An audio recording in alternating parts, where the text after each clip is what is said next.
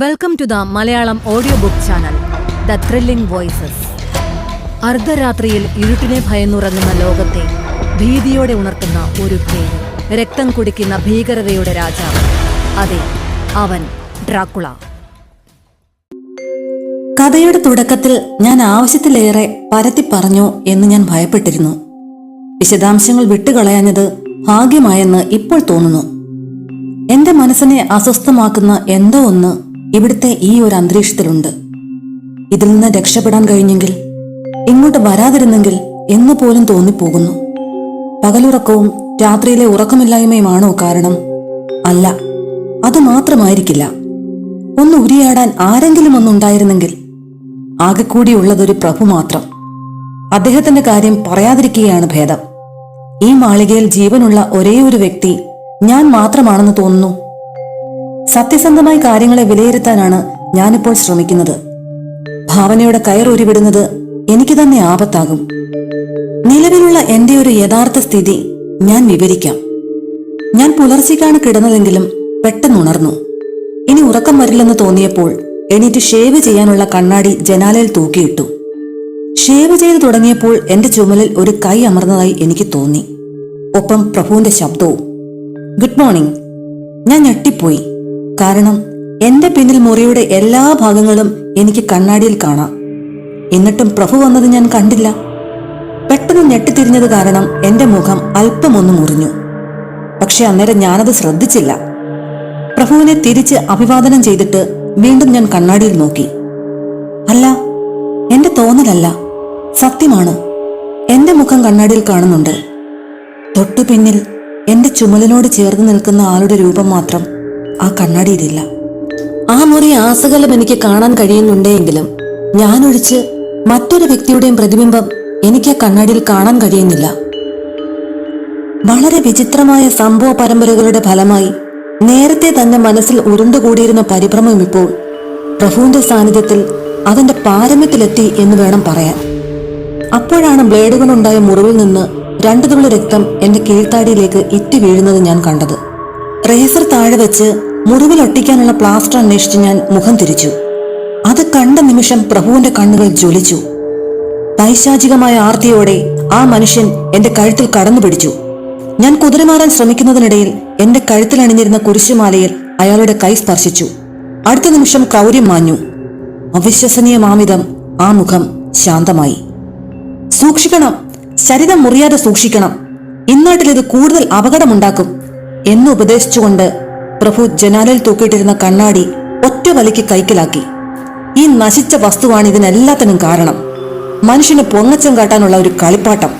പോയി തൊലയട്ടെ എന്ന് പറഞ്ഞ് കണ്ണാടി പുറത്തേക്ക് വലിച്ചെറിഞ്ഞു. താഴെ മുറ്റത്ത് പാകിയിരുന്ന കരിങ്കല്ലിൽ വീണ് അത് 100 കഷണങ്ങളായി ചിന്നിച്ചിതറി.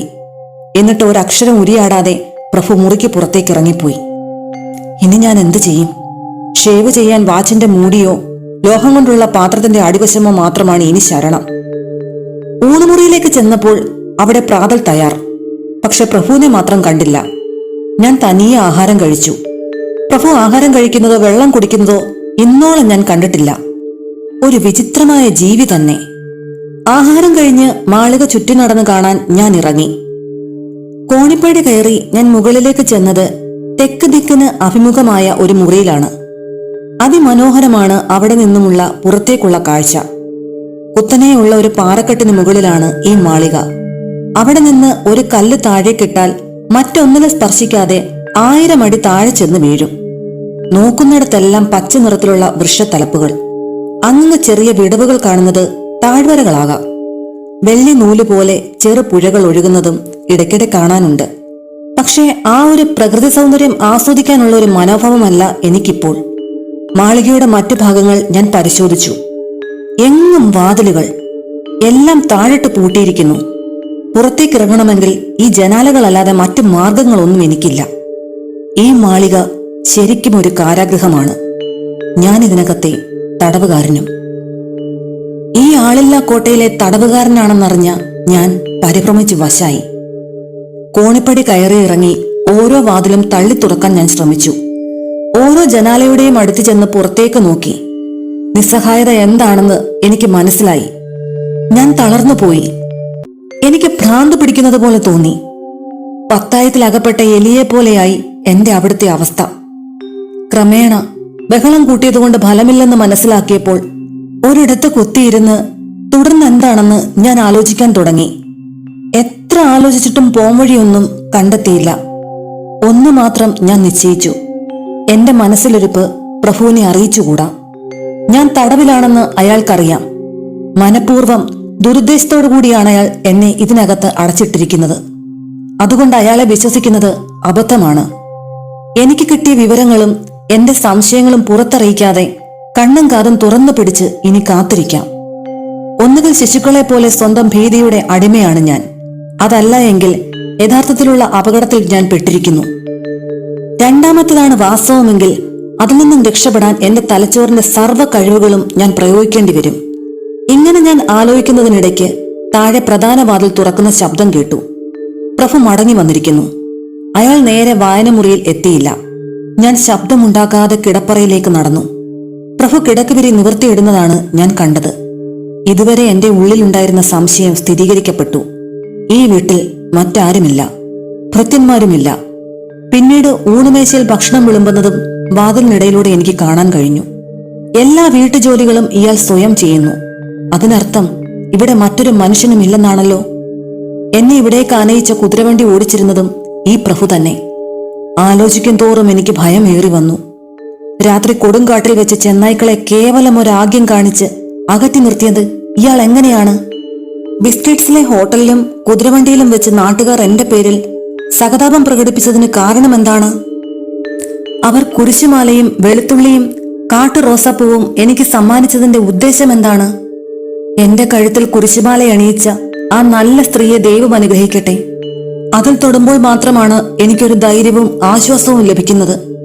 വിഗ്രഹാരാധനയുടെ പേരിൽ ഞാൻ പുച്ഛിച്ചിരുന്ന ഈ ഒരു കുരിശുമാല എന്റെ ഏകാന്തതയിലും ആപത്തിലും എനിക്ക് ആശ്വാസം ഇന്നേകുന്നു. എന്താണിതിന്റെ രഹസ്യമെന്ന് അന്വേഷിക്കണം. തൽക്കാലം ഡ്രാക്കുള പ്രഭുവിനെ കുറിച്ചുള്ള വിവരങ്ങളെല്ലാം മനസ്സിലാക്കട്ടെ. ഇന്ന് രാത്രി സംഭാഷണത്തിന്റെ ഗതി തിരിച്ചുവിട്ട് അയാളെക്കുറിച്ച് കഴിവുള്ളതെല്ലാം അറിയാൻ ശ്രമിക്കാം. അതേസമയം അയാൾക്ക് സംശയം തോന്നാനും പാടില്ല. അർദ്ധരാത്രിയായി. ഞാൻ പ്രഭുവുമായി ദീർഘനേരം സംസാരിച്ചു. ട്രാൻസിൽവേനിയയുടെ ചരിത്രം സംബന്ധിച്ച ചില ചോദ്യങ്ങൾ ഞാൻ ചോദിച്ചു. അയാൾ വളരെ താല്പര്യപൂർവ്വം മറുപടി പറഞ്ഞു. പഴയകാല സംഭവങ്ങളെ, പ്രത്യേകിച്ച് യുദ്ധങ്ങളെപ്പറ്റി സംസാരിച്ചപ്പോൾ അയാൾ അതിലൊക്കെ ഭാഗവാക്കായിരുന്നു എന്ന മട്ടിലാണ് സംസാരിച്ചത്. അതിന് വിശദീകരണമെന്നോണം തന്റെ പൂർവികരുടെ യശസ്സും കുടുംബ മഹാത്മ്യവും തന്നെ അഭിമാനം കൊള്ളിക്കുന്നു എന്നും കൂട്ടിച്ചേർത്തു. തന്റെ കാര്യം പറയുമ്പോഴൊക്കെ രാജകീയ മട്ടിൽ നാം, നമ്മൾ തുടങ്ങിയ പൂജക ബഹുവചനമാണ് പ്രയോഗിച്ചത്. വലിയ നരച്ച മീശ പിരിച്ച് കയ്യിലകപ്പെട്ടതിനെയെല്ലാം കശക്കിയെറിയുന്ന മട്ടിൽ ആവേശത്തോടെ സ്വന്തം കുടുംബചരിത്രം വിവരിച്ചത് ഞാൻ ഓർക്കുന്നു.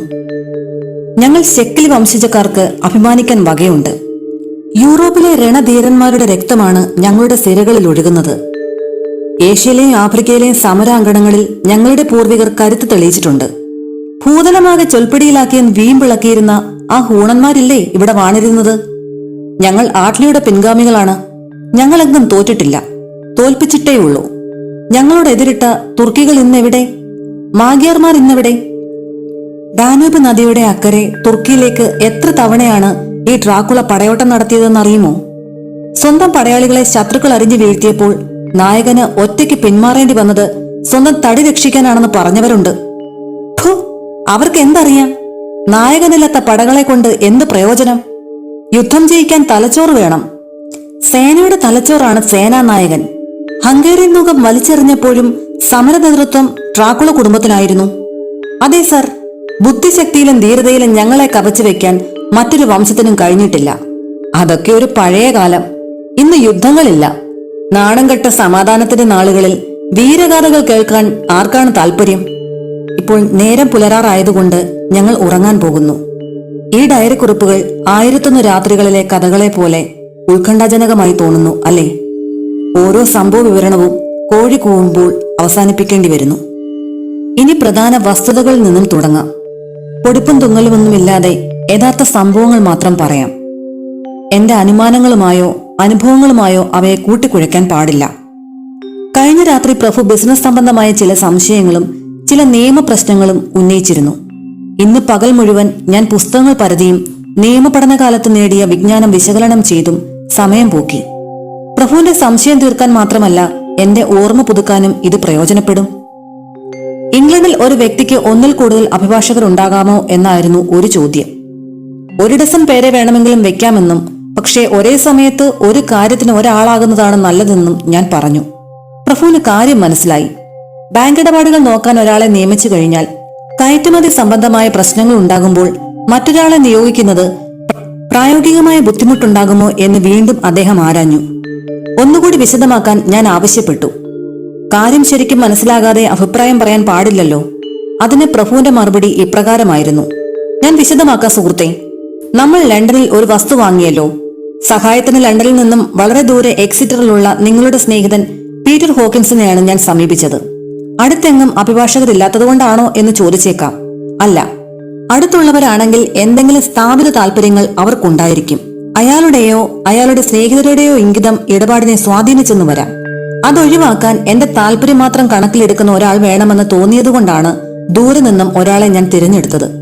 ഇനി എനിക്ക് ചില സാധനങ്ങൾ കപ്പൽ മാർഗം ന്യൂകാസിലേക്കോ ഹാർവിക്കിലേക്കോ ഡോവറിലേക്കോ കയറ്റി അയക്കാനുണ്ടെന്ന് വെച്ചോളൂ. അതിന് ഈ തുറമുഖങ്ങളിൽ തന്നെയുള്ള ആരെയെങ്കിലും പേരിൽ അയക്കുന്നതല്ലേ നല്ലത്? അതാണ് നല്ലതെന്ന് ഞാൻ സമ്മതിച്ചു. അഭിഭാഷകർക്ക് അവരുടെ ഏജന്റുമാർ മുഖേന ഏത് തുറമുഖത്തിലേക്കും ഇടപാടുകൾ നടത്താൻ കഴിയുമെന്നും ഞാൻ പറഞ്ഞു. എന്റെ സ്വന്തം മേൽനോട്ടത്തിൽ കാര്യങ്ങൾ നടത്താൻ തടസ്സമില്ലല്ലോ? തീർച്ചയായുമില്ല, ഞാൻ പറഞ്ഞു. ബിസിനസ്സുകാർ പലരും അങ്ങനെ ചെയ്യാറുമുണ്ട്. കൊള്ളാം, പ്രഭുവിന് സന്തോഷമായി. കപ്പൽ മാർഗം ചരക്കുകൾ അയക്കുന്നതിന്റെ നടപടിക്രമങ്ങളെക്കുറിച്ചുള്ളതായിരുന്നു അടുത്ത ചോദ്യം. എല്ലാ ചോദ്യങ്ങളും എനിക്കാവും വിധം ഞാൻ മറുപടി പറഞ്ഞു. വക്കീൽ പണിയിൽ അയാൾ ഒരു വിജയമായിരിക്കും എന്നെനിക്ക് തോന്നി. കാരണം ഭാവിയിലുണ്ടാകുന്ന പ്രതിസന്ധികളും പ്രശ്നങ്ങളുമെല്ലാം മുൻകൂട്ടി കാണാൻ അദ്ദേഹത്തിന് കഴിഞ്ഞിരുന്നു. ഇംഗ്ലണ്ടിൽ കാലുകുത്തിയിട്ടില്ലാത്ത, ബിസിനസ്സിൽ ഒട്ടും പരിചയമില്ലാത്ത ഡ്രാക്കുള പ്രഭുവിനെ പോലെ ഒരാൾ ഇത്രയും പരിജ്ഞാനം നേടിയതെങ്ങനെയെന്ന് ഞാൻ അത്ഭുതപ്പെട്ടു. സംശയങ്ങൾക്കെല്ലാം നിയമഗ്രന്ഥങ്ങൾ പരിശോധിച്ചും അല്ലാതെയും മറുപടി ഞാൻ നൽകി. അദ്ദേഹം പെട്ടെന്ന് എഴുന്നേറ്റിട്ട് ചോദിച്ചു: നിങ്ങളിവിടെ എത്തിയതിനു ശേഷം നിങ്ങളുടെ സ്നേഹിതൻ മിസ്റ്റർ പീറ്റർ ഹോക്കിൻസിനോ മറ്റാർക്കെങ്കിലുമോ കത്തെഴുതിയിരുന്നോ? കത്തെഴുതി അയക്കാനുള്ള മാർഗം കാണാതെ വിഷമിച്ചിരിക്കുന്ന എന്റെ മനസ്സിൽ ആ ചോദ്യമുണ്ടാക്കിയ അവജ്ഞ പുറത്തു കാണിക്കാതിരിക്കാൻ ഞാൻ നന്നേ പണിപ്പെട്ടു. നിഷേധാർത്ഥത്തിലുള്ള മറുപടി കേട്ട് കനത്ത കൈ എന്റെ ചുമലിൽ വെച്ച് പ്രഭു നിർദ്ദേശിച്ചു: എങ്കിൽ ഇപ്പോൾ തന്നെ എഴുതിക്കോളൂ ചങ്ങാതി. നമ്മുടെ സുഹൃത്തിനും പിന്നെ മറ്റാർക്ക് വേണമെങ്കിലും വിരോധമില്ലെങ്കിൽ ഇവിടെ 1 മാസം കൂടി താമസിക്കാനാണ് ഉദ്ദേശിക്കുന്നതായും അവരെ അറിയിച്ചേക്കൂ. എന്റെ മനസ്സ് മരവിച്ചുപോയി. 1 മാസം കൂടി ഇവിടെ കഴിയണമെന്നാണോ? ഞാൻ ചോദിച്ചു. എന്റെ ആഗ്രഹമാണ്, അല്ല നിർബന്ധമാണ്. നിങ്ങളുടെ മേലധികാരി അല്ലെങ്കിൽ യജമാനൻ ആരായാലും ഒരാളെ ഇങ്ങോട്ട് അയക്കാമെന്ന് സമ്മതിച്ചത് എന്റെ താല്പര്യത്തിനനുസരിച്ച് മാത്രമാണ്. പ്രതിഫലത്തിന്റെ കാര്യത്തിൽ ഞാൻ പിശുക്കൊന്നും കാണിച്ചിട്ടില്ലല്ലോ. ഓ, സമ്മതിക്കുകയല്ലാതെ വേറെ എന്ത് ചെയ്യാൻ? എന്റെ സുഖ സൗകര്യങ്ങളെക്കാൾ മിസ്റ്റർ ഹോക്കിൻസിന്റെ താല്പര്യങ്ങൾക്കാണല്ലോ മുൻഗണന. മാത്രമല്ല, ഇക്കാര്യം സൂചിപ്പിക്കുമ്പോഴത്തെ ഡ്രാക്കുള പ്രഭുവിന്റെ മുഖഭാവം ഞാനിവിടെ ഒരു തടവുകാരനാണെന്ന് എന്നെ ഓർമ്മപ്പെടുത്തുന്നുണ്ടായിരുന്നു. എന്റെ മൗനം സമ്മതമായി കരുതി ഒരു വിജയിയുടെ ഭാവത്തിൽ എന്നാൽ മൃദുവായ സ്വരത്തിൽ പ്രഭു പറഞ്ഞു: പ്രിയ സുഹൃത്തെ, എനിക്കൊരു അപേക്ഷയുണ്ട്. നിങ്ങളുടെ കത്തിൽ ബിസിനസിനെ സംബന്ധിക്കാത്ത യാതൊരു കാര്യങ്ങളും എഴുതാൻ പാടില്ല. നിങ്ങൾക്കിവിടെ സുഖമാണെന്നും താമസിയാതെ നാട്ടിലെത്തുമെന്നും മാത്രം അറിയിച്ചാൽ മതിയല്ലോ, പോരെ? 3 ഷീറ്റ് കടലാസും 3 കവറുകളും അദ്ദേഹം എനിക്ക് തന്നു. തപാലിൽ അയക്കാനുള്ള ഏറ്റവും കട്ടി കുറഞ്ഞ കടലാസുകളായിരുന്നു അത്. ആ കടലാസിലേക്കും പിന്നെ അദ്ദേഹത്തിന്റെ മുഖത്തും കൂടി നോക്കിയപ്പോൾ ചുവന്ന കീഴ്ചുണ്ടിന് പുറത്തേക്ക് തള്ളി നിന്ന കൂർത്ത അണപ്പല്ലുകൾ കണ്ടപ്പോൾ പ്രഭുവിന്റെ മനസ്സിലിരിപ്പ് എന്തെന്ന് എനിക്ക് മനസ്സിലായി. എഴുതുന്നത് സൂക്ഷിച്ചു വേണം. ഞാൻ എഴുതുന്ന കത്തിന്റെ ഉള്ളടക്കം അയാൾ വായിച്ചറിയും. അതുകൊണ്ട് ഔപചാരികമായ കുറിപ്പുകൾ മാത്രം എഴുതാമെന്ന് ഞാൻ നിശ്ചയിച്ചു. മിസ്റ്റർ ഹോക്കിൻസിന് രഹസ്യമായി പിന്നീട് എഴുതാം. മീനയ്ക്കുള്ള കത്ത് ഷോർട്ട് ഹാൻഡിലാക്കാം. പ്രഭുവിന് കാര്യം മനസ്സിലാവില്ല. ഞാൻ 2 കത്തുകൾ എഴുതിയിട്ട് പുസ്തകം വായിക്കാൻ തുടങ്ങി. പ്രഭു മേശപ്പുറത്ത് ഗ്രന്ഥങ്ങൾ നോക്കി കുറിപ്പുകൾ എടുത്തുകൊണ്ടേയിരുന്നു. അത് കഴിഞ്ഞ് പുറത്തിറങ്ങിയ നിമിഷം ഞാൻ ആ കുറിപ്പുകൾ എന്താണെന്ന് മറിച്ചു നോക്കി. തെറ്റാണെന്ന് എനിക്കറിയാം. എങ്കിലും എന്റെ ആത്മരക്ഷാർത്ഥമുള്ള ആ ഒരു പ്രവൃത്തി തെറ്റാണെന്ന് എനിക്ക് അപ്പോൾ തോന്നിയില്ല. 4 കത്തുകളാണ് പ്രഭു എഴുതി വെച്ചിരിക്കുന്നത്. ഒന്ന് വൈറ്റ്ബീയിലെ സാമുവൽ ബില്ലിംഗ്ടണ്, മറ്റൊന്ന് വാർണയിലെ ഹെലൻ ലൂട്ട്നർ എന്നയാൾക്ക്, 3-ാമത്തെ കത്ത് ലണ്ടനിലുള്ള കൗട്ട്സ് ആൻഡ് കമ്പനിക്ക്, അവസാനത്തേത് ബുഡാപെസ്റ്റിലെ ബാങ്കേഴ്സിനും. 2 കത്തുകൾ കവറിലാക്കി പശ വെച്ചിരുന്നില്ല. ഞാനത് ആകാംക്ഷയോടെ തുറക്കാൻ ഭാവിച്ചപ്പോഴേക്കും വാതിൽ അനങ്ങി.